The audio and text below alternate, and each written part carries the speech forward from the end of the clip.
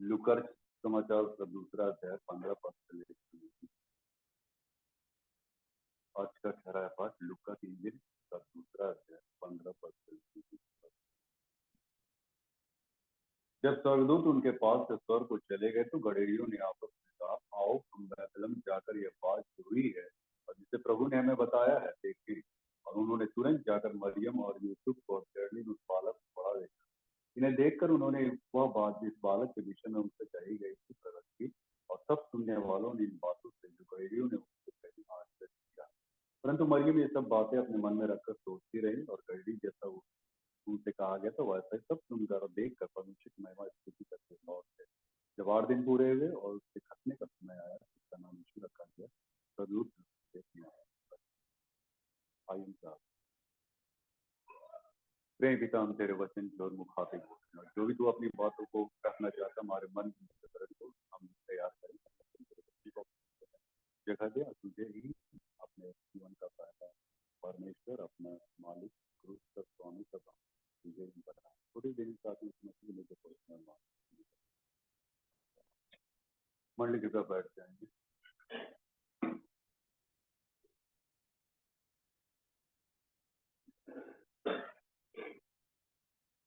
तो अब दरवाजा बंद हो जाएगा। सब कोई आ गए तो हम इसीलिए थोड़ा सा विधि को ऊपर नीचे कर देते हैं ताकि सब लोग डूब जाए। हाँ, नहीं तो नू के जहाज से दरवाजा ऐसे टाइप का बंद हो जाएगा। लास्ट फिर कितना खटखटाते रहेगा रेवरेंट के नहीं मतलब परमेश्वर नहीं खोलेगा ना। हाँ, तब सोच लीजिए वही है। अब किस एक तो नियम बना दिया जा रहा है, पहले भी बनाया गया था, जो अंतिम में आएगा उसको उस दिन का चीफ गेस्ट रखा गया।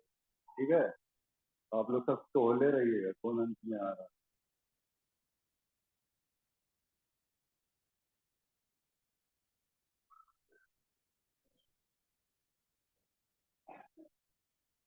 तो सब बैठ गए। तो खैर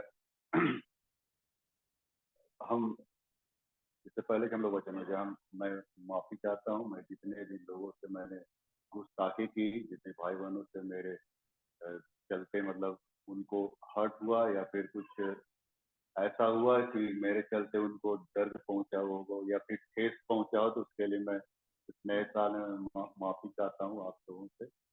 और क्या है कि मेरा नेचर ही कुछ ऐसा है ना कि जब भी कोई ऐसी बातें जो एप्लीकेबल नहीं, ग्रहण योग्य नहीं है और जो मैंने ऊट पटांग की बात है, तो मेरा मन थोड़ा सा विचलित हो जाता है। इवन यहाँ तक कि मैं अधिकारियों से भी लड़ जाता हूँ। यानी जहाँ भी कुछ ऐसी बातें दिखलाई पड़ती है तो उसके चलते तो खैर मैंने जो भी मेरे बातों के द्वारा आपको हर्ट हुआ होगा तो मैं इसके लिए माफी चाहता हूँ। और दूसरी बात यह है कि आप लोग इस साल किसी को हैप्पी न्यू ईयर मत बोलिएगा, ठीक है। हाँ, कुछ आशंका अनहोनी हो जाएगा आपके जीवन में तो फिर आप लाठी लेके ढूंढते रहिए कौन बोला था हमको हैप्पी न्यू ईयर। तो गलती से मत बोलिए तो लाठी, हाँ, लाठी लेके पिल पड़ जाएगा आपको। और तीसरी बात यह है कि एक तो सीक्रेट बात होता है, किसी को बताइए। आप लोग बताइए तो समझ जाएंगे आप ही बोले। हाँ, हम ना टकलाओ जा रहे हैं धीरे, लेकिन किसी को बताइएगा नहीं। तो तो बिशप साहब ने भी पूछा था, मैंने इस बात विषय पे नहीं कि टकला हो रही थी, लेकिन इस विषय पे कि अब तुम्हारी एज क्या हो रही है। तो मैंने कहा वही सेकेंड ईयर, नेक्स्ट ईयर हम सेकेंड इनिंग खेलेंगे, ऐसा बिशप साहब को बोले। नेक्स्ट ईयर हम सेकेंड इनिंग खेलेंगे। तो वास्तव में अब मेरा 60 अब प्रवेश होने वाला हुआ तो नहीं, होने वाला है। तो 60 में हम प्रवेश कर जाएंगे सेकेंड इनिंग। अब क्या बोलेंगे, थर्ड इनिंग बोल सकते हैं हम अपने दृष्टिकोण से, तो हम थर्ड इनिंग बोल सकते हैं क्योंकि 30 साल तो हम 30 साल में प्रभु ने हमको पकड़ा, मेरे को पकड़ा 30 साल की उम्र में। तो मैं एकदम टंग टंग जवान थे समय ना। तो 30 साल की उम्र में हमको प्रभु ने पकड़ा। तो 30 साल तो मेरा अंधकार में गुजरा, अंधकार में ही गुजरा।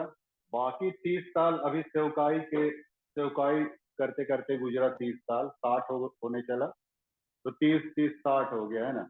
और इस सेवकाई काल में बहुत सारे उतार चढ़ाव आए मेरे जीवन में और बहुत सारी चीजों को मैंने देखा, सहा।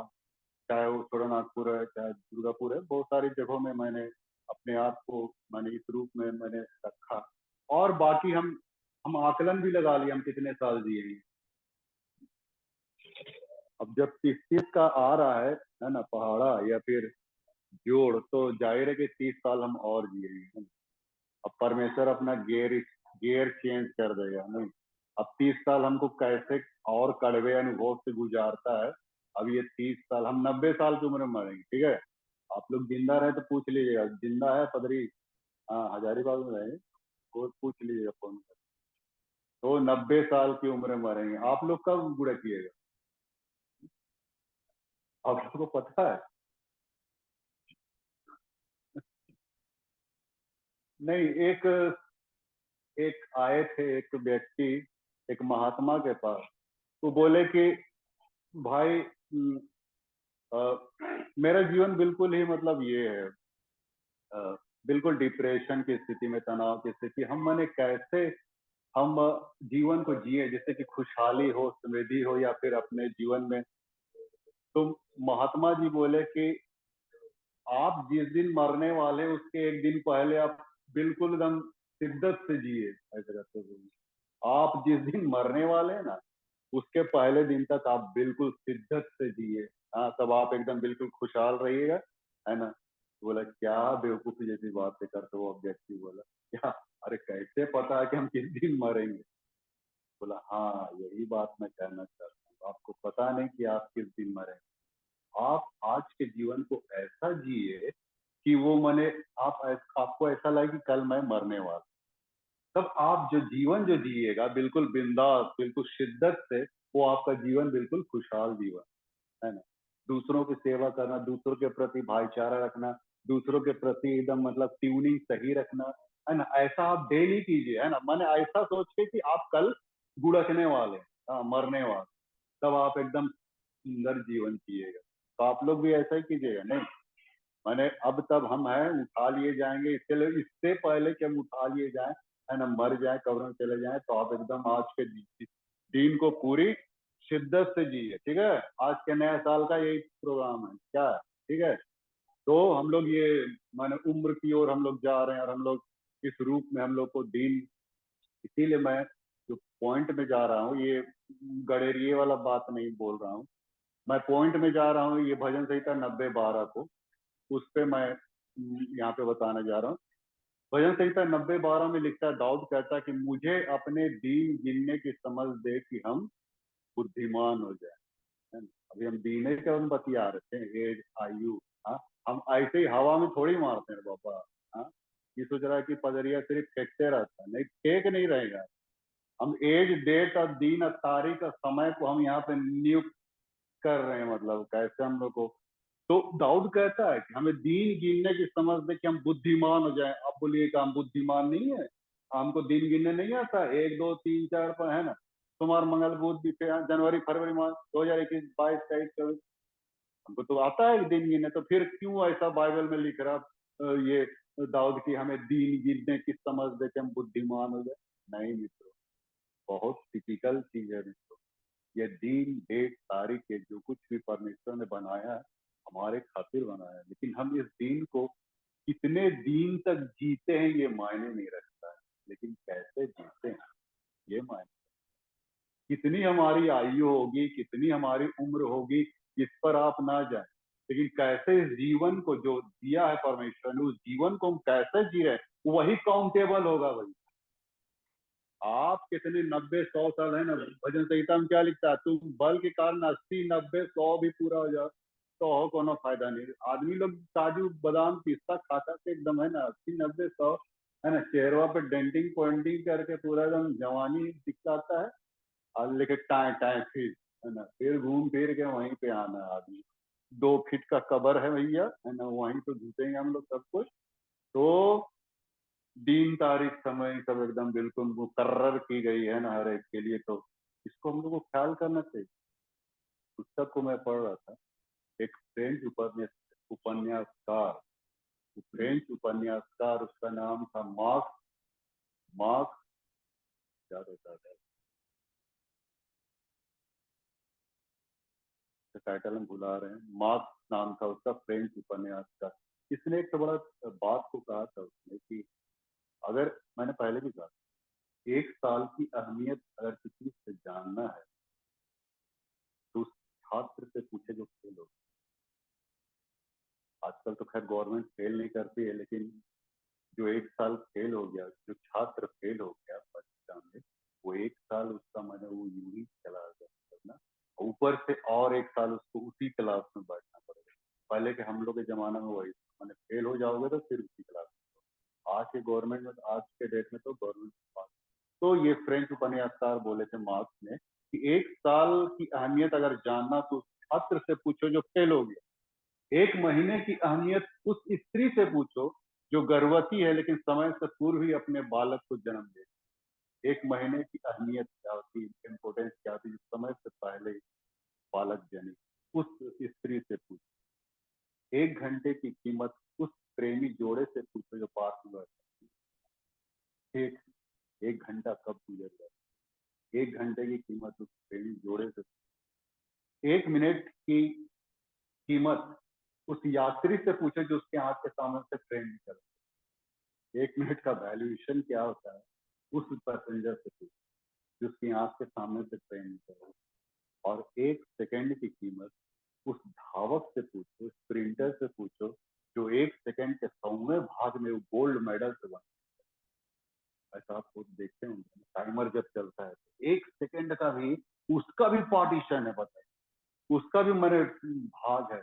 तो एक सेकंड का भी कीमत, उसके एक सेकंड के 100वें भाग से वो मैंने फेल हो गया तो गोल्ड मेडल से वंचित हो गया। कितना कशिश, कितना मैंने उसके अंदर में ये रहेगा। तो ये जो है जो टाइम टेबल जो परमेश्वर ने बनाया है तो हमारे लिए बनाया है, तो ये टाइम टेबल को हम कैसे जी रहे हैं, कितना जी रहे हैं, हाँ, ये बहुत मायने रखता है मित्रों, है ना।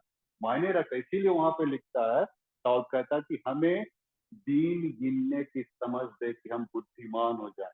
हमारी बुद्धिमता कब होगी, जब हम उस दिन को हम प्रभु के महिमा के लिए हम जिएंगे, है ना।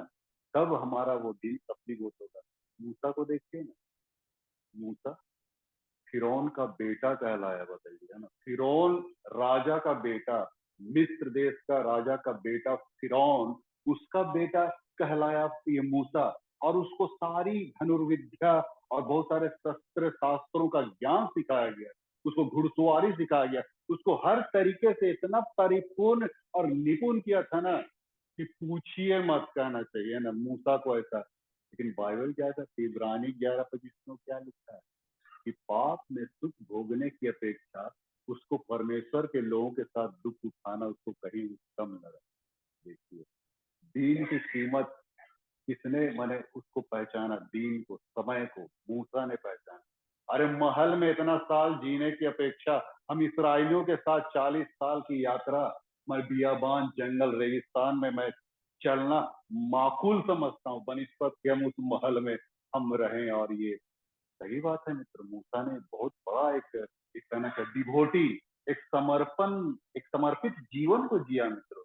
वो चाहता, मूसा अगर चाहता ना, वहां से अगर नहीं निकलता ना, तो फिरौन के मरने के बाद, मैं तो यही कहता हूँ, फिरौन के मरने के बाद उस मिस्र देश का राज गद्दी पे ये मूसा ही बैठता।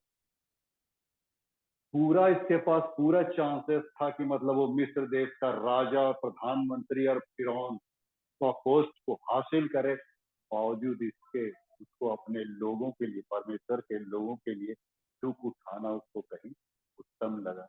इसी को दाऊद कहता है भजन संहिता 90 का, सॉरी 84 का 10 में दाऊद क्या कहता है कि क्योंकि तेरे आंगनों में का एक दिन और कहीं के 1000 दिन से उत्तम।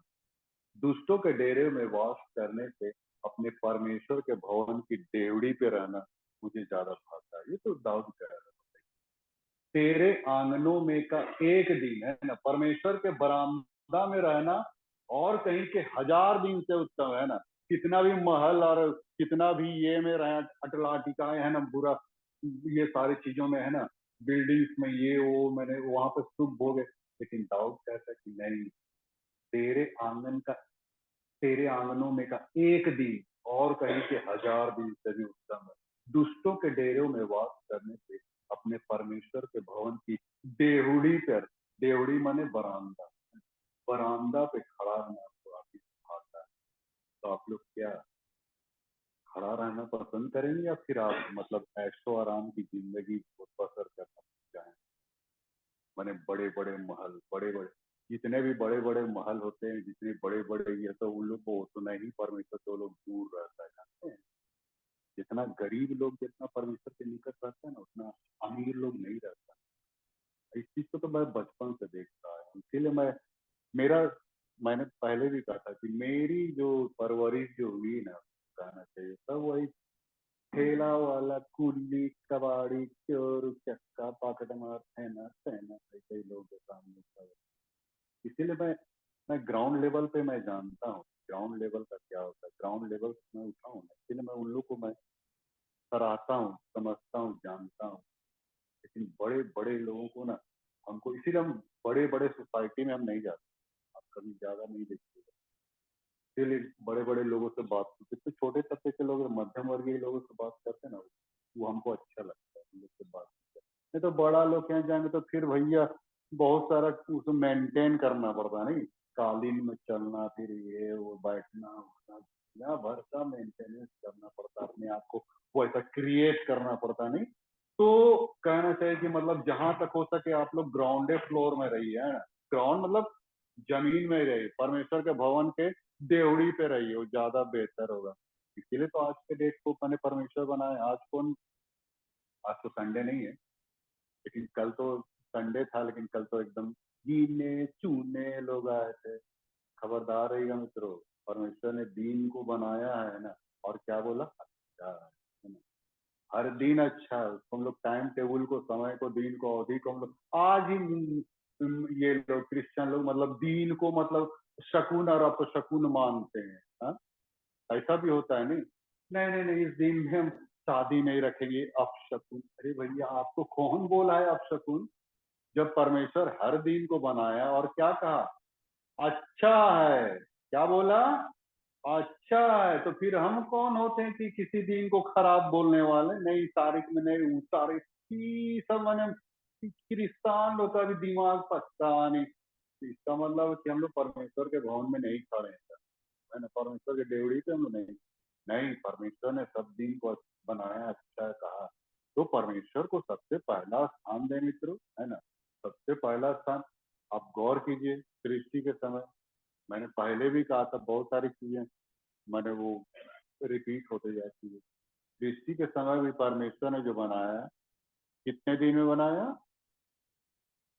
6 दिन में बनाया। छठवें दिन किसको बनाया, आदम हवा को बनाया, नहीं। और 7वें दिन परमेश्वर क्या किया, विश्राम किया। तो 7वां दिन परमेश्वर का विश्राम दिन है, और आदम हवा को बनाया 6वें दिन। तो जो परमेश्वर का जो 7वां दिन था आदम हवा के लिए, वो दिन क्या हो गया, पहला दिन हो गया। हाँ, आदम हवा को मान लीजिए शनिवार को बनाया, तो संडे को परमेश्वर विश्राम किया, तो संडे आदम हवा के लिए क्या हो गया, पहला दिन हो गया, है ना। सैटरडे को बनाया, संडे को ये पहला दिन हो गया। तो पुराने नियम में तो शनिवार को 7वां दिन बोला गया है, लेकिन नए नियम में पहला दिन, पहला दिन ये सप्ताह का पहला दिन बोलता है ना, नया नियम के अनुसार सप्ताह का पहला दिन, सप्ताह का पहला दिन यही संडे। आज तो खैर संडे नहीं, लेकिन संडे मतलब आदम हवा को बोला, बाबू पहले संडे को, विश्रामवार को पहले मानो, उसके बाद सोमवार मंगल बुध भी पे जो भी तुमको काम करना करो, ऐसा बोल दिया। अरे परमेश्वर के बनाए सृष्टि को समझिए यार, आप लोग भी एकदम संडे भी आप लोग मतलब जुदा हो जाते, छोड़ जाते, 1 घंटा समय नहीं दे सकते हैं। सप्ताह में 168 दिन आता है, फिर भी इंसान मतलब 1 घंटा समय देने में उसको अकस बुझाता है ना, आना कानी करता है। देखिए भैया, नहीं आइएगा आप लोग गिरजा विनती, अभी अभी हम लोग कमेटी लोग टाइट ये कर रहे हैं हम लोग, है ना, टाइट शेड्यूल और टाइमिंग और ये सब बना रहे हैं ना। जो नहीं आएगा उसका पता नहीं, हो सकता मेंबरशिप भी समाप्त हो जाए। तभी मैंने महीना में 1 आध बार तो कम से कम दर्शन दीजिए। हाँ, परमेश्वर जब बनाया है, अरे संडे संडे तो संडे संडे को परमेश्वर के लिए अपना इन्वेस्ट कीजिए, अपने आप को खर्च कीजिए मित्रों, परमेश्वर के लिए आप दिन को, समय को, इसीलिए तो मैंने कहा ना, हमें दिन गिनने की समझ दे ताकि हम बुद्धिमान हो जाए। तो हम लोग को हमेशा इस बात को ख्याल रखना है, हम कितने दिन जीते हैं इस ये मैंने अहमियत नहीं रखती है, लेकिन हम उस दिन को कैसे जीते हैं यही बड़ी बड़ी बात। तो इसी को परमेश्वर मैंने काउंटेबल करेगा, इसी को परमेश्वर काउंटेबल करेगा। अभी हम लोग भजन संहिता 90 को पढ़े थे ना, तो 90 का एक और यहाँ पे लिखा हुआ है 4 पद में, भजन संहिता 90 का 4 में, क्योंकि 1000 वर्ष तेरी दृष्टि में ऐसे हैं जैसे कल का दिन जो बीत गया, जो रात का एक पल। परमेश्वर के सन्मुख रहिएगा ना, आपको हजारों हजार साल बहुत कम पड़ेगा, कम महसूस होगा ना, जैसा लगता है जैसे एकदम मूसा।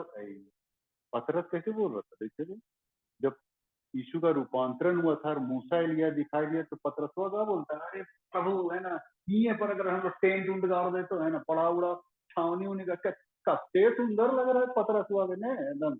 हाँ, मूसा एलिया से देख रही है अभी, है ना, बात कर भाई, अभी तो बैठ के अभी हाँ चिकन चाउमीन तब खेवी तो हाँ थे वो यीशु के बोल रहा है। हाँ, पतरस बोल रहा था कि अगर टेंट यहीं पे गाड़ दे और हम लोग मतलब यहाँ थोड़ी देर के लिए टाइम गुजार दे तो कितना अच्छा रहेगा, ऐसे करके पतरस बोलता है। मैंने कितना अच्छा लगता है जब हम प्रभु के निकट में सहभागिता में रहते हैं, तो बड़ा चैन आनंद खुशी। जहाँ देखिए परमेश्वर, कल भी मैं बता रहा था बहुत सारे लोग परमेश्वर से दूर हो गए, इसलिए तो घर सब टूटने की कगार पे खड़ा है। खबरदार रहिएगा मित्रों, इसके जवाबदेही आप ही को जाएगा मित्रों। इसीलिए संडे को यूं ही मत इसको मत जाने दीजिए मित्रों, है ना। अरे पैसा कौड़ी तो आदमी मेंबरशिप तो ऐसे ही दे देता, पैसा फेंक देता, पैसा फेंकने हम लोग को पैसा से थोड़ी मतलब है, ये आपकी उपस्थिति से मतलब है। आप यहाँ पे चर्च में प्रेजेंट होइए, ये अच्छी बात है, नर्सरी परमेश्वर को अच्छा लगता है, कांग्रेगेशन हमको भी अच्छा लगता है। चलो भैया भीड़ है, अभी कल को हम मैंने हमको तो लगता है 5 साल बाद कुर्सी से बतियाएंगे नहीं।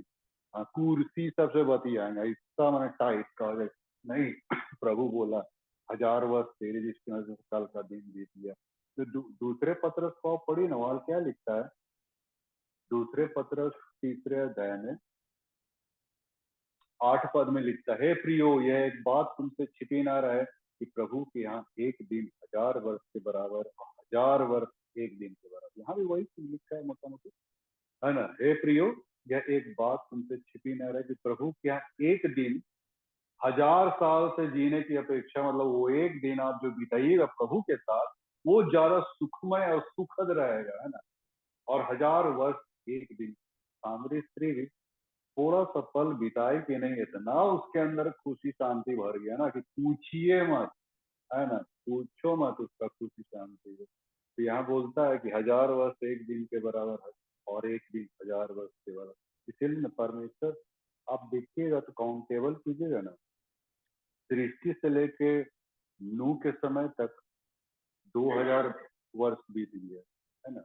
और नूह से लेके यीशु तक 2000 और बीत गया, कितना हो गया, 4000। और यीशु से अब तक 2000 बीत गया, 6000 हो गया। मैंने परमेश्वर ने 6 दिन की सृष्टि की, बाइबल कह रही कि एक दिन 1000 वर्ष के बराबर है। मैंने परमेश्वर 6 दिन सृष्टि की, यानी कि 6 बरस बीत गया, ये 7वां वर्ष है, शब्द का दिन। शब्द के दिन में इब्रानी की पुस्तक में लिखता हमको प्रवेश करना है उस शब्द के दिन में, जहाँ पे परमेश्वर विश्राम कर रहा है, उस विश्राम वार में हम लोग को प्रवेश करना। और ये 7वां दिन माने 1000 वर्ष, कि किस रूप में इसको हम लोग जी पाएंगे मित्रों। अब बचा खुचा दिन है भैया, हम भी बूढ़े हो गए, आप भी बूढ़े हो गए, आप सब हो गए, है ना। हम लोग को जितना दिन बचा खुचा दिन है, तुम परमेश्वर के लिए जी लीजिए मित्रों। अरे 100 साल जीने की अपेक्षा 35.5 साल यीशु मसीह का जो जीवन था वैसा जी लीजिए। यीशु मसीह को भी देखते हैं, कभी भी अपने टाइम को वेस्ट नहीं किया। हम लोग वेस्ट कर लेते हैं जरूर, लेकिन यीशु मसीह को देख के कभी टाइम ने वेस्ट नहीं किया। जिंदगी भर वो लोगों को माने भलाई करता है, लोगों के साथ वो हमेशा अटैचमेंट उसका हमेशा बना रहा। मैंने कभी प्रीचिंग करने जाता था, प्रीचिंग करते था, जहाँ खाली समय होता था तो सब चिरालों को बुला के उन लोगों को शिक्षा देता था बाइबल। उनका तो मेथड ही था, उनका मेथड ही था, उनका जो बनाने का उसका काम करने का तरीका ही था, प्रीचिंग टीचिंग हीलिंग। सबको जानते हैं नहीं, प्रीचिंग टीचिंग हीलिंग, ये 3 मेथड के द्वारा उसका जो मिनिस्ट्री था वो चला, प्रीचिंग करता था, खाली समय टीचिंग करता था, फिर लोगों को हीलिंग करता, चंगाई देता। तो हमेशा अपने आप को बिल्कुल कहना चाहिए एकदम बिल्कुल एकदम डिवोटी कर दिया, समर्पित कर दिया परमेश्वर। वैसा हम लोग को करना है। पौलुस भी क्या कहता है, दूसरा कुरिन्थी 11:28 में लिखता है, मुझे कलीसिया की चिंता प्रतिदिन दबाते रहे कि कैसे हम कलीसिया को उत्थान की ओर ले जाएं। हमेशा पौलुस के अंदर में वही टेंडेंसी बना रहता था। हमरो रात रात को हमरा भी वही माने ये आज भी रात को 1 बजे जग गए, 1 बजे जग गए, फिर उल्लू जैसा मैंने साथ लें, और हम जहाँ जगते हैं तो फिर मेरे पास उपदेश तैयार होने लग जाता है। जगना भी ठीक है मेरे लिए, है ना, उपदेश तैयार होता है यहाँ पर। हाँ, और वहां पे कौन कौन सा कोटेशन आएगा सब यहाँ चीफ। हाँ, ये तो चीफ है मेरा मुड़िया में, उस चीफिया में हम वहाँ घुसे ले जाते हैं ना, कौन कौन सा कोटेशन है। तो ऐसा करके मतलब कभी कभी होता है मित्रों।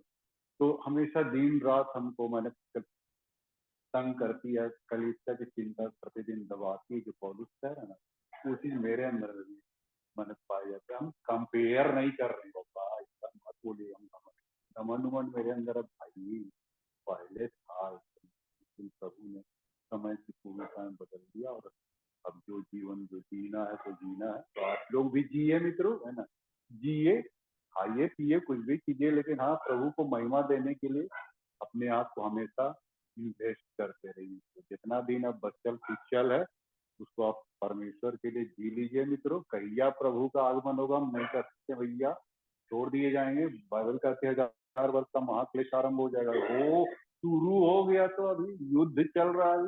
अभी 3rd वर्ल्ड वॉर हो जाएगा ना, एक तो बम यहाँ फूटेगा तो प्रभु है ना बचा लो, अच्छा बेटा, प्रभु बोलेगा देखते हैं अभी तुमको। हाँ, एक तो बम गिरे, अभी सीरिया में न्यूज आएगा ना कि जहाँ भूकंप आने वाला, टीवी में न्यूज़पेपर में है ना, बड़ी विश्वास कर लेंगे। हाँ वो तो सच है, हो सकता है अपना बंदोबस्त कर ले। यहाँ 2000 साल पहले ही बोल दिया प्रभु, परंतु हम लोगों को विश्वास नहीं होता। बताइए तब मत्ती 24 अध्याय में है, मरकुस 13 अध्याय में पहले ही बोल दिया युद्ध होंगे, भूकंप होंगे, हाँ भूडोल होगा, अकाल होगा, सताए जाओगे, मारे जाओगे, कूटे जाओगे, सब कुछ बोले, लेकिन विश्वास नहीं। लेकिन न्यूज़पेपर में देखा ना ठीक है विश्वास। अभी टीवी न्यूज में देखा ना मीडिया में तो बम फूटे वाला है, सब मैंने खोजे लगे अपना ये कंदरा गुफा और तो मित्रों नहीं कर सकते मित्रों प्रभु कब आएगा, तो छोड़ ना दिए जाए। इस बात का आप हमेशा ख्याल रखिए। बचा कुचा जितना दिन है प्रभु के लिए दिए मित्रों, यही आपका नया साल का एक अच्छा मन पैगाम होगा। आपके अंदर में खुशी और उस व्यक्ति के समान रहिए कि कल हम मर जाएंगे, इसलिए आज के दिन बिल्कुल शिद्दत से जिए, लोगों के साथ अच्छा ट्यूनिंग व्यवहार सब करते रहिए, अच्छा सिंसियरली जिए। आपको परमेश्वर कुछ नहीं करे। फिर से जहां शान पट्टी कीजिएगा तो फिर परमेश्वर ठोक देगा। इसीलिए एकदम हम तो खड़म कर प्रचार करते, तो सिंसियरली एकदम मन एकदम जिए, एकदम ईमानदारी से प्रभु के सामने, लोगों के सामने ईमानदार बने रही, और उससे ज्यादा आपको कुछ चाहिए। ठीक है, परमेश्वर अपनी प्रेम परमेश्वर, हम धन्यवाद देते हैं कि तूने आज अपनी बातों को रखने का मौका दिया। पिता हम लोगों को, हम लोगों को तू ऐसा समझा पिता, ताकि हर एक व्यक्ति की नजर से वो उठने पाए, आने पाए